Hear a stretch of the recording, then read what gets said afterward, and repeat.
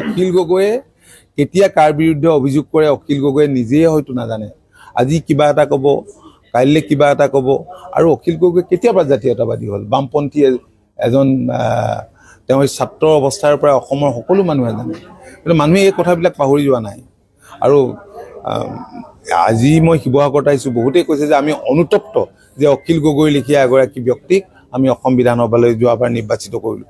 জেলৰ পৰা ওলোৱাৰ স্বাৰ্থতে আমি কৰিছিলোঁ, আৰু এইবাৰতো ডেফিনেটলি মই ভাবোঁ যে ৰাইজে উচিত প্ৰত্যুত্তৰ দিব। আজি অসমীয়া যুৱকৰ যি আন্দোলনতে অসম আন্দোলনটো আজি বহুত মৰিলে, বহুত হাজাৰ এই ধৰক যুৱক তেওঁলোকে এটা বেলেগ পন্থা অৱলম্বন কৰাৰ কাৰণে তেওঁলোকে মৃত্যুক আঁকোৱালি ল'বলগীয়া হ'ল। গতিকে এনে খিলঞ্জীয়াৰ মৃত্যুটো আমাৰ কাৰণে অত্যন্ত দুখজনক আৰু বেদনাদায়ক। তো একেধৰণৰ ঘটনাই তাতেতো সংঘটিত হৈছে, আৰু মাননীয় মুখ্যমন্ত্ৰীয়ে এই কথাটো স্পষ্ট ভাষাতে কৈছে। গতিকে সেইটোত আমি আঘাত পাইছোঁ। পৰেশ বৰুৱা ডাঙৰীয়া দীৰ্ঘদিনীয়া অভিজ্ঞতাৰে পুষ্ট এগৰাকী ব্যক্তি। আজি আমি এটা সুকীয়া পন্থাত আছোঁ, তেখেতে এটা সুকীয়া পন্থাত আছে।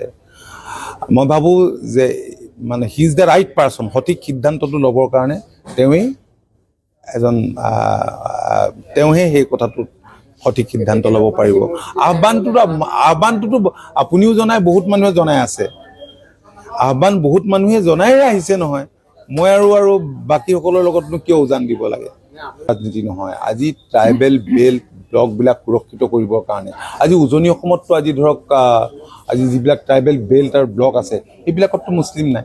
গতিকে তেনেবোৰ জেগাটো যাতে তেনে নহয়, এইবিলাক সুৰক্ষিত হয়, সেই দিশটোৰ প্ৰতি চৰকাৰে গুৰুত্ব দিছে। যিবিলাক ৰিজাৰ্ভ ফৰেষ্ট আছে, আৰু ইয়াৰ কাৰণে আচলতে কংগ্ৰেছ জগৰীয়া। আৰু মই বুজি পোৱা নাই এই ধৰ্মীয় সংখ্যালঘুসকলে কেতিয়া উপলব্ধি কৰিব। আজি চৰ অঞ্চলত তেওঁলোকে মাটিৰ পট্টা বিচাৰে, চৰ অঞ্চলত আজি মাটি পট্টা বিচাৰিবলগীয়া অৱস্থা এটা হ'বলগীয়া নাছিল, কাৰণ কংগ্ৰেছ দীৰ্ঘদিন ধৰি ক্ষমতাত আছিল। কংগ্ৰেছে তেওঁলোকক এনে জেগাত বহুৱাই দিলে, জানে যে কংগ্ৰেছ কেতিয়াবা শাসনত নাথাকিলে মানুহবিলাক উচ্ছেদিত হ'ব, কাৰণ সেইটো এটা আইন বিৰুদ্ধ কাম আছিল।